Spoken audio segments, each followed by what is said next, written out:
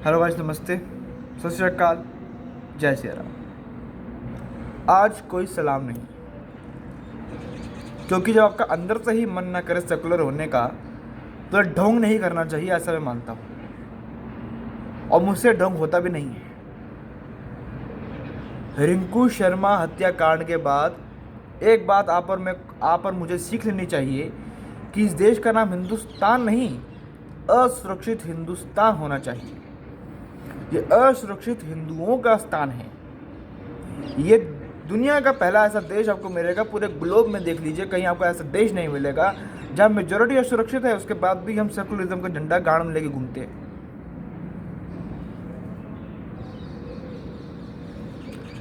दिन बर दिन हिंदू मर रहा है, हिंदू मर रहा है। लेकिन ये मोदी के ऊपर आरोप लगाते हैं कि मोदी जो है डिक्टेटरशिप पे आ गया है। अगर मोदी डिक्टेटरशिप पे आता तो ये वाकई में हिंदू देश ही बन चुका होता। रिंकू शर्मा हत्याकांड के आरोपियों को भले ही गिरफ्तार कर लिया गया हो, भले ही, लेकिन मेरे हिसाब से ये सोची समझी एक साजिश है। बजरंग दल के एक्टिविस्ट को मारा गया है। वो जो राम मंदिर के डोनेशन ड्राइव से जुड़ा हुआ था, उसको मारा गया है। उसके परिवार के सामने उसको मारा गया है। और मरते मरते भी वो जय श्री राम बोलता गया। इतने सारे लोग उसके ऊपर भारी पड़े, और वो इतने आसानी से नहीं मरा, क्योंकि हिंदू शेर है। वो शेर आसानी से नहीं मरते। सूअर के झुंड जितने मर्जी आ जाएं, वो मरते नहीं हैं। लेकिन असली सूअर कौन है ये नहीं पता। क्योंकि मेरे भाइयों, आपको ध्यान होगा कि ये वही आज लोग चुप बैठे हैं जो तबरेज़ अंसारी के टाइम पे बोल रहे थे। ये वही लोग हैं जो यूपी में कुछ हो जाता है तो फटाफट बोलने आ जाते हैं, कुत्ते की तरह ज़बान हिलती है इनकी। और आज दिल्ली में बैठे, दिल्ली को चलाने वाले हमारे खुजरीवाल, और आपने भी बड़ा अच्छा बंदा चुना। आपको ध्यान होगा पिछले साल हम 2020 में जब ये बात कर रहे थे, जब दिल्ली के चुनाव सर पर थे, और बार बार मैं यही बात बोल रहा था हर वीडियो में कि जिस दिन केजरीवाल आ गया ये बंगाल बनेगा। क्योंकि आप लोग नहीं समझ रहे हैं, एक पैटर्न है हर किसी का। वो पैटर्न क्या है मेरे भाइयों, मैं आपको बताता हूँ। हिंदुओं को मारो, हिंदू को गाड़ो, और अगर हिंदू तो बीजेपी के सपोर्टर है तो आपने क्या करना है, बाकी सबको डिवाइड करो और अपने वोट बैंक्स भरो। मुसलमान हैं, सिख है, और कुछ लोग हैं, इकट्ठे करो उनको। हिंदुओं में नीची जाति है, उनको अलग कर दो, बांटो, वोट लो और आ जाओ, राज करो, और राज करके फिर हिंदुओं को मारो। ये आपको पैटर्न दिल्ली वालों समझ नहीं आता, या मैं कंफ्यूज हो जाता हूँ आपकी। मैं तो मतलब डांट देता हूँ आपने जिस बंदे को चुना है। मतलब आप देखिएगा कि अगला रिंकू शर्मा आपके घर से अगर निकलता है, तब मैं देखता हूँ कि आपको दिल्ली वालों वोट देते हो नहीं देते हो उसको। यूपी में जो होता है, एक पुलिस वाले की हत्या कर दी गई तो सबने बोला, अगले दिन उस आरोपी के भाई को एनकाउंटर करके मार दिया, और पुलिस अगले दिन ही, मतलब अगले दिन क्या, with in couple of hours वो एक्शन में दिखे पुलिस वाले, वहाँ का प्रशासन दिखा, योगी फ्रंट फुट पे आके लड़ते हैं। आपके केजरीवाल ने एक ट्वीट करना जरूरी नहीं समझा, उन सेलिब्रिटीज़ ने ट्वीट करना जरूरी नहीं समझा जो तबरेज़ अंसारी के टाइम में कुत्ते की तरह भौंक रहे थे। यहाँ यूपी में कुछ होता है फटाफट ट्वीट करने आ जाते हैं। किसी राहुल गांधी का ट्वीट नहीं आया? क्यों भैया, क्या हो गया, लकवा मार गया क्या आपको हैं? किसी रवीश कुमार ने ट्वीट नहीं किया, किसी निधि राजदा ने ट्वीट नहीं किया, बरखा दत्त ने ट्वीट नहीं किया। जर्नलिज्म का जो है ये अपने आप को ढिंडोरा पीटते हैं। आप मुझे एक बात बताइए मेरे भाइयों, कि क्या आपको पैटर्न समझ नहीं आता है कि जहाँ बीजेपी की सरकार नहीं है वहाँ पे हिंदुओं का कत्ल हो रहा है? क्यों हो रहा है? क्यों महाराष्ट्र में ही साधुओं की हत्या होती है, वही पालघर जैसे एक एरिया में? क्यों बंगाल में ही जहाँ बीजेपी नहीं है वहाँ पे टीएमसी के लोग जो हैं बीजेपी के बंदे को मार देते हैं, आरएसएस के बंदों को मार देते हैं, बजरंग दल के बंदों को मार देते हैं, विश्व हिंदू परिषद के बंदों को मार देते हैं। कभी मोहम्मद, कभी खान, कभी रिजवान, ये नाम सुने हैं आपने बीजेपी के हाथों मरते हुए? नहीं सुने ना। फिर ये शर्मा, ये सिंह, ये ब्राह्मण, यही क्यों लोग मरते हैं इनके हाथों? इन्हीं लोगों के मरने के कांड क्यों आते हैं दिल्ली से, महाराष्ट्र से, बंगाल से? हाँ, मोहम्मद इस्लाम, मोहम्मद इस्लाम, मोहम्मद मेहताब, जाहिद, और भी 2-3 नेम हैं।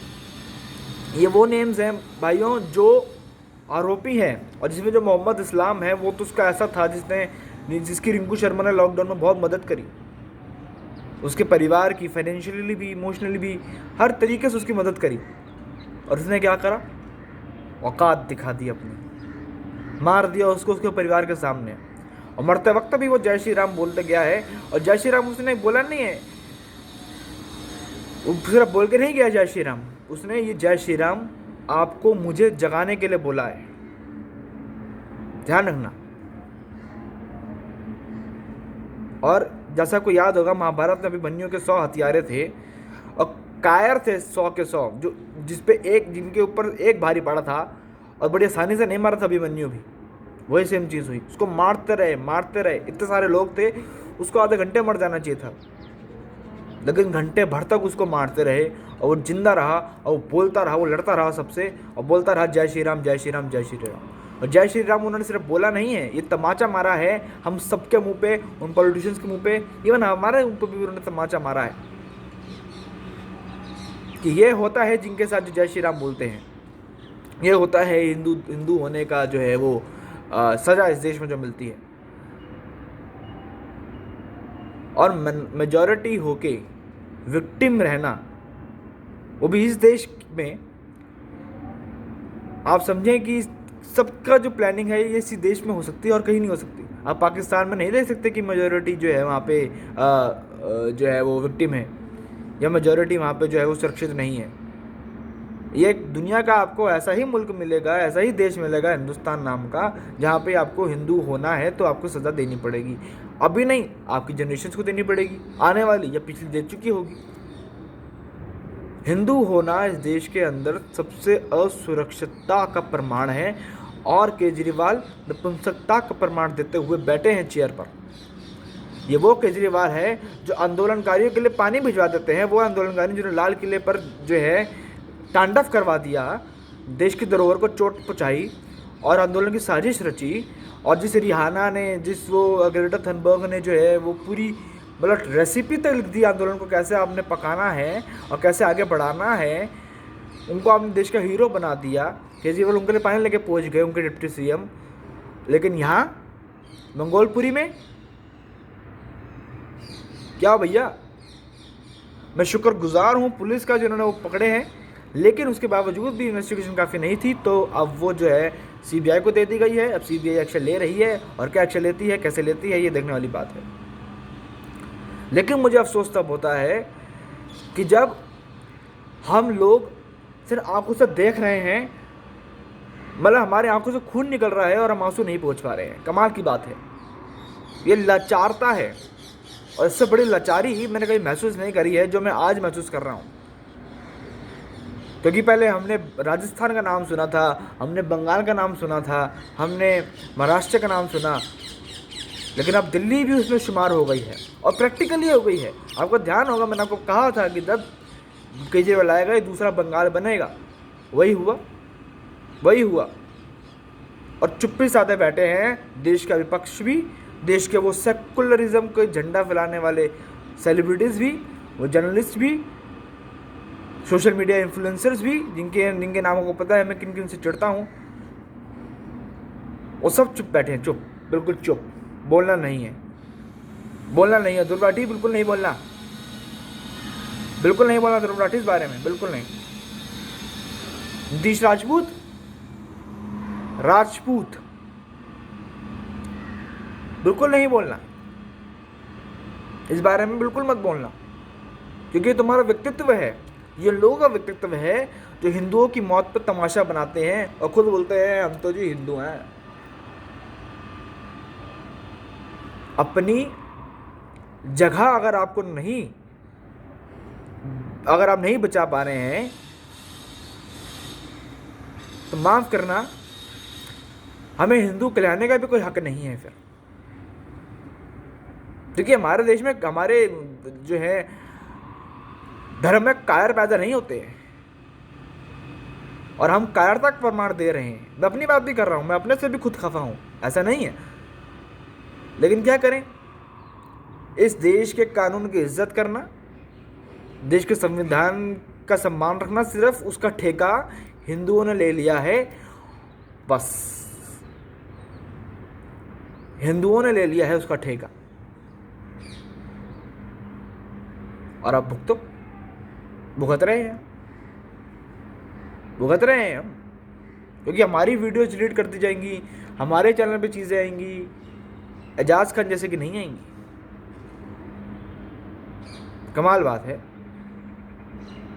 इस देश में आप देखिएगा, ये वो हाल है जहाँ पे राकेश टिकैत जैसे लोग जो है दंगा कराने वाले घूम रहे हैं खुलेआम। ये वो राकेश टिकैत जो कानून के सपोर्ट में थे, जो 3 फार्म लॉज आए हैं, अब कह रहे हैं हमने गुजरात को आज़ाद कराना है।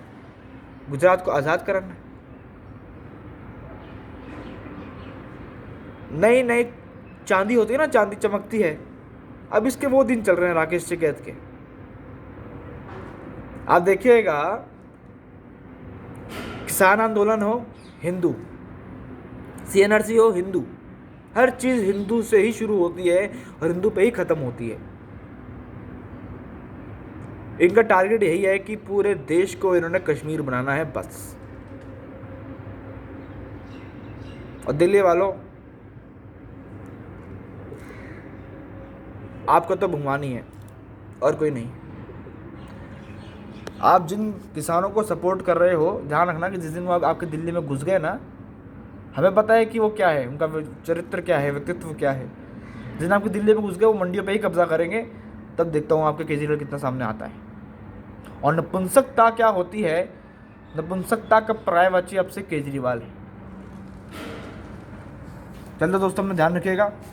जय हिंद, जय हिंदू, जय सनातन, जय भारत।